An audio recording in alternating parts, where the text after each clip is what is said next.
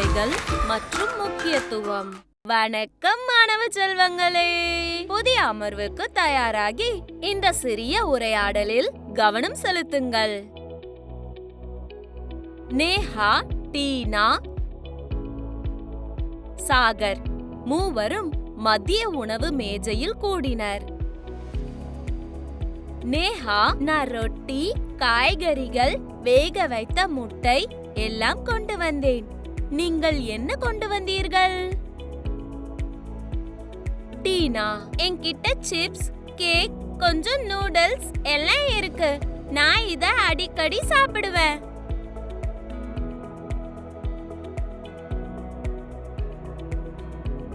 சாகர், என்கிட்ட ஊறுகாய் மற்றும் நெய்யுடன் சாதம் இருக்கு. எனக்கு பழங்கள், காய்கறிகள் அவ்வளவாக பிடிக்காது.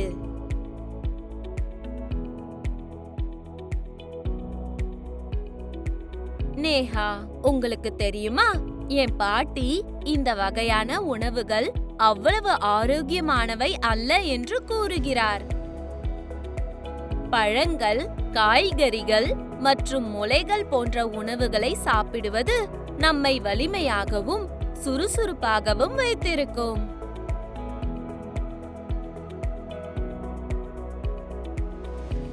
எங்கள் தாத்தா பாட்டியும் அதே சொல்வதாக டீனாவும் சாகரும் சொன்னார்கள். சரி குழந்தைகளே, உங்களுக்கு எந்த வகையான உணவுகள் மிகவும் பிடிக்கும்? அவை ஆரோக்கியமானவையா?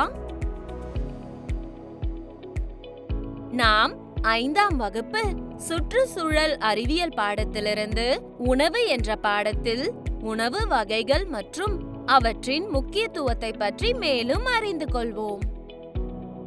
நாம் உண்ணும் உணவு வகைகளை பொறுத்து நமது ஆரோக்கியம் அமைகிறது. ஒவ்வொரு நாளும் நாம் வளரவும், நமக்கு ஆற்றலை தரவும், ஆரோக்கியமாக இருக்கவும், நோய்களுக்கு எதிரான நமது நோய் எதிர்ப்பு சக்தியை வலுப்படுத்தவும் உதவும் உணவை சாப்பிட வேண்டும்.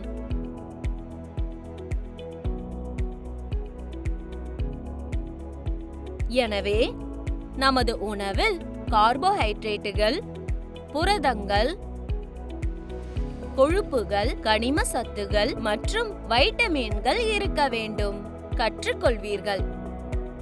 இந்த தலைப்பை படித்த பிறகு நீங்கள்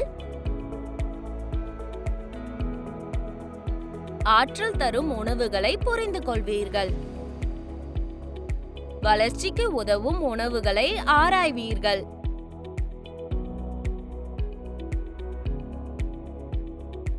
நம்மை ஆரோக்கியமாக வைத்திருக்கும் உணவுகளை பற்றி அறிவீர்கள்.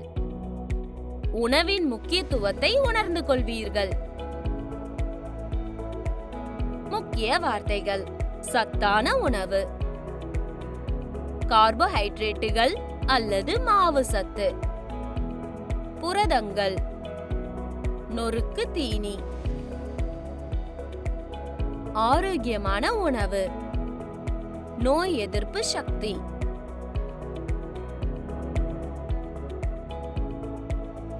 கருத்து வரைபடத்தை பார்ப்போம். உணவு ஆதாரங்கள். நாம் பல்வேறு வகையான உணவுகளை உண்கிறோம். ஆனால் நமது உணவு எங்கிருந்து வருகிறது என்று நீங்கள் எப்போதாவது யோசித்திருக்கிறீர்களா? நாம் உண்ணும் உணவில் பெரும்பாலானவை தாவரங்கள் மற்றும் விலங்குகள் போன்ற 2 முக்கிய மூலங்களிலிருந்து வருகின்றன.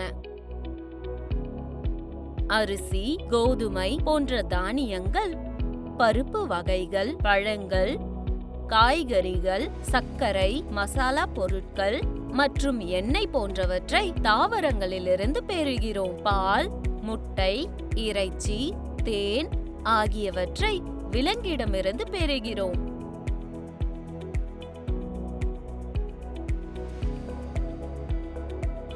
இந்த தாவர மற்றும் விலங்கு சார்ந்த உணவுகள் நமக்கு மிகவும் முக்கியமானவை.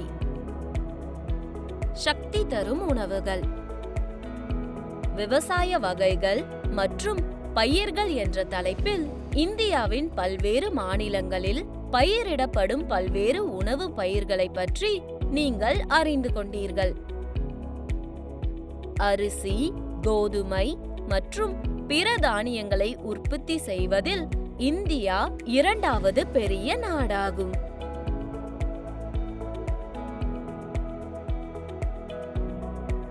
சோளம், கம்பு அதாவது முத்து திணை, திணை, கேழ்வரகு அதாவது விரல் திணை, வரகு மற்றும் குதிரைவாலி போன்ற பல்வேறு வகையான திணைகளும் இந்தியாவில் பயிரிடப்படுகின்றன.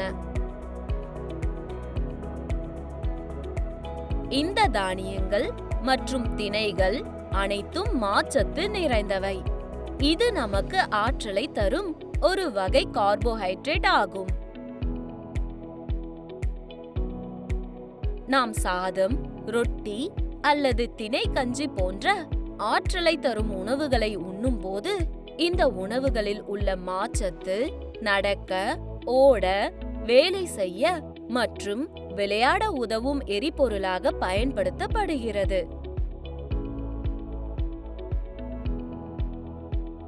உருளைக்கிழங்கு, சர்க்கரை, வெல்லம், சர்க்கரை வள்ளி கிழங்கு மற்றும் சில வகையான பழங்கள் போன்ற உணவுகளிலும் நமக்கு ஆற்றலை தரும் ஊட்டச்சத்துகள் உள்ளன. வெண்ணெய், நெய் மற்றும் எண்ணெய்களில் அதிக அளவு கொழுப்பு உள்ளது. கொழுப்புகள் நமக்கு சக்தியை தருகின்றன, ஆனால் அதிகப்படியான கொழுப்புகள் நம் உடலில் சேமிக்கப்படுகின்றன. உடலுக்கு தேவைப்படும் போது சேமிக்கப்பட்ட கொழுப்புகள் நமக்கு கூடுதல் சக்தியை தருகின்றன.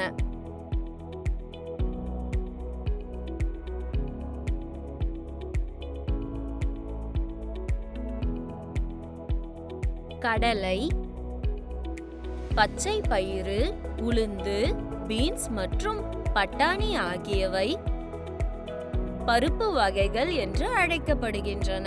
இவை பால், முட்டை மற்றும் இறைச்சியுடன் சேர்ந்து நமது உடல் வளர்ச்சிக்கு உதவுகின்றன. நம் உடல் தன்னைத்தானே பழுது பார்த்து கட்டி எழுப்பிக் கொண்டே இருக்கிறது. உதாரணமாக, நமக்கு ஒரு வெட்டு அல்லது காயம் ஏற்படும் போது சில செல்கள் இறந்து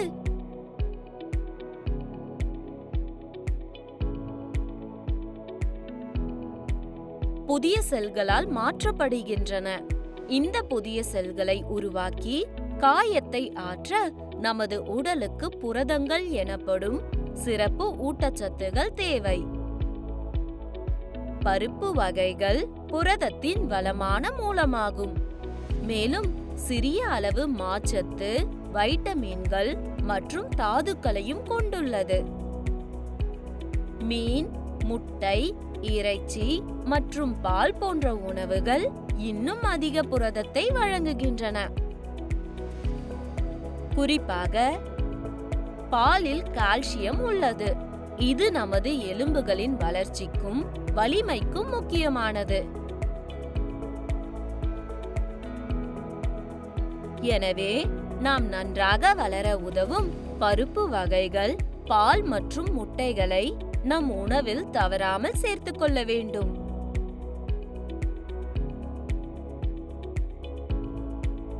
நம்மை ஆரோக்கியமாக வைத்திருக்கும் உணவுகள். நம் உடல் ஆரோக்கியமாகவும் வலுவாகவும் இருக்க உதவுவதற்கு வைட்டமின்கள் மற்றும் தாதுக்கள் சிறிய அளவில் தேவை. வைட்டமின்கள் நம் உடல் கார்போஹைட்ரேட்டுகள் மற்றும் புரதங்களை சரியான முறையில் ஜீரணிக்கவும் பயன்படுத்தவும் உதவுகின்றன.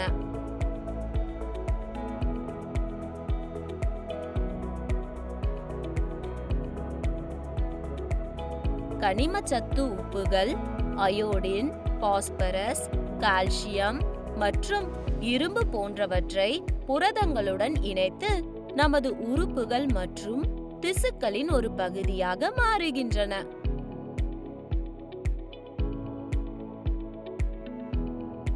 இரும்பு சத்து நமது இரத்தத்தில் காணப்படுகிறது மற்றும் ஆக்சிஜனை கொண்டு செல்கிறது. கால்சியம் மற்றும் பாஸ்பரஸ் நமது எலும்புகள் மற்றும் பற்களில் காணப்படுகின்றன.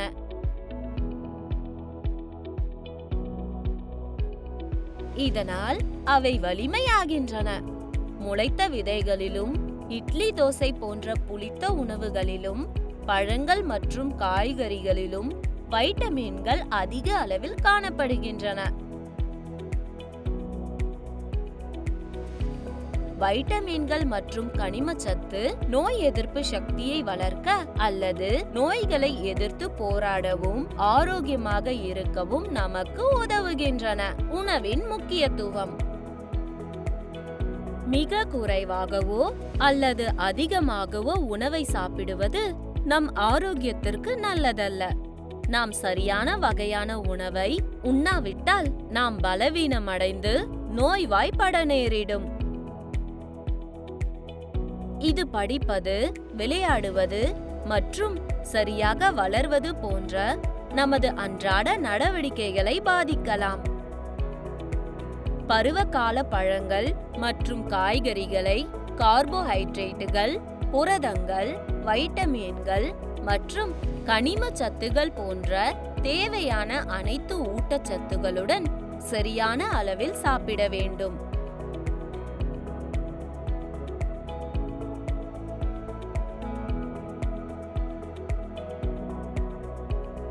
இது ஒரு சீரான உணவு என்று அழைக்கப்படுகிறது. தினமும் சரிவிகித உணவை உட்கொள்வது நாம் வலுவாகவும் நன்றாக வளரவும் நோய்களை எதிர்த்து போராடவும் உதவுகிறது. உணவு வகையையும் அதன் முக்கியத்துவத்தையும் நீங்கள் புரிந்து கொண்டிருப்பீர்கள் என்று நம்புகிறேன். நினைவில் வைத்துக் கொள்ளுங்கள், உணவு நமக்கு சக்தியை தருகிறது, நம்மை வளர உதவுகிறது, மேலும் நம்மை ஆரோக்கியமாக வைத்திருக்கிறது. நாம் ஒரு கலவையை சாப்பிட வேண்டும். அரிசி, பருப்பு வகைகள், காய்கறிகள், பழங்கள் மற்றும் முட்டைகள் அதிகமாகவும் இல்லை, குறைவாகவும் இல்லை. புரதங்கள் வளர்ச்சி மற்றும் பழுது பார்க்க உதவுகின்றன. வைட்டமின்கள் மற்றும் கனிம சத்துகள் நம்மை நோயிலிருந்து பாதுகாக்கின்றன. சக்தி தரும் உணவுகள் அரிசி, கோதுமை மற்றும் திணை போன்றவை நமது அன்றாட நடவடிக்கைகளுக்கு எரிபொருளை வழங்குகின்றன. ஒரு சீரான உணவில் அனைத்து ஊட்டச்சத்துகளும் சரியான அளவில் உள்ளன, மேலும் அது நம்மை வலுவாகவும் சுறுசுறுப்பாகவும் வைத்திருக்க உதவுகிறது. செயல்பாடு. ஒரு வாரத்திற்கு சக்தி அளிக்கும், உடலை வளர்க்கும் மற்றும் பாதுகாக்கும் உணவுகளின் படங்களுடன் ஒரு உணவு அட்டவணையை தயாரிக்கவும். மாணவர் அறிவு மதிப்பீடு. பின்வருவனவற்றுக்கு விடையளிக்கவும். கேள்வி 1. நமக்கு ஏன் உணவு தேவை? கேள்வி 2. சரிவிகித உணவு என்றால் என்ன? கேள்வி 3. சக்தி தரும் உணவுகள் யாவை? கேள்வி 4. எந்த உணவுகள் நம் வளர்ச்சிக்கு உதவுகின்றன? அவை ஏன் முக்கியம்? கேள்வி 5. எந்த வகையான உணவுகள் நம்மை பாதுகாத்து ஆரோக்கியமாக்குகின்றன? கோடிட்ட இடங்களை நிரப்புக. கேள்வி 1. டேஷ் மற்றும் டேஷ் ஆகியவை ஆற்றல் தரும் உணவுகளுக்கு எடுத்துக்காட்டுகள். கேள்வி 2. டேஷ் உடல் வளர்ச்சிக்கும் திசுக்களை பழுது பார்ப்பதற்கும் உதவுகிறது. கேள்வி 3. டேஷ் மற்றும் டேஷ் ஆகியவை எலும்புகள் மற்றும் பற்களின் வளர்ச்சிக்கு உதவும் தாதுக்கள் ஆகும். கேள்வி 4. அனைத்து ஊட்டச்சத்துகளும் சரியான அளவில் உள்ள உணவு டேஷ் என்று அழைக்கப்படுகிறது. கேள்வி 5. பழங்கள் மற்றும் காய்கறிகளில் டேஷ் மற்றும் டேஷ் நிறைந்துள்ளன. அவை நம்மை நோயிலிருந்து பாதுகாக்க உதவுகின்றன. சரியான விடையை தேர்வு செய்க. கேள்வி 1. பின்வருவனவற்றில் எது ஆற்றலை அளிக்கும் உணவு? ஆ ஆப்பிள், ஆ அரிசி, இ பால், இ கீரை. கேள்வி 2. உடல் திசுக்களின் வளர்ச்சி மற்றும் பழுதுபார்ப்புக்கு எந்த ஊட்டச்சத்து உதவுகிறது? ஆ கார்போஹைட்ரேட்டுகள், ஆ கொழுப்புகள், இ புரதங்கள், இ நீர். கேள்வி 3. கால்சியம் நிறைந்த மற்றும் எலும்புகளுக்கு நல்லது எது? ஆ அரிசி, ஆ பால், இ மாம்பழம், இ மீன். கேள்வி 4. எந்த வகை உணவுகள் நம்மை நோயிலிருந்து பாதுகாக்கின்றன? ஆ பருப்பு வகைகள் மற்றும் இறைச்சி, ஆ அரிசி மற்றும் கோதுமை, இ பழங்கள் மற்றும் காய்கறிகள், இ வெண்ணெய் மற்றும் நெய். கேள்வி 5. ஒரு சீரான உணவில் பின்வருவன அடங்கும். ஆ பழங்கள் மற்றும் காய்கறிகள் மட்டுமே, ஆ அரிசி மற்றும் பருப்பு வகைகள் மட்டுமே, இ அனைத்து ஊட்டச்சத்துகளும் சரியான அளவில், இ பால் மற்றும் முட்டைகள் மட்டுமே. மீண்டும் சந்திப்போம் குழந்தைகளே.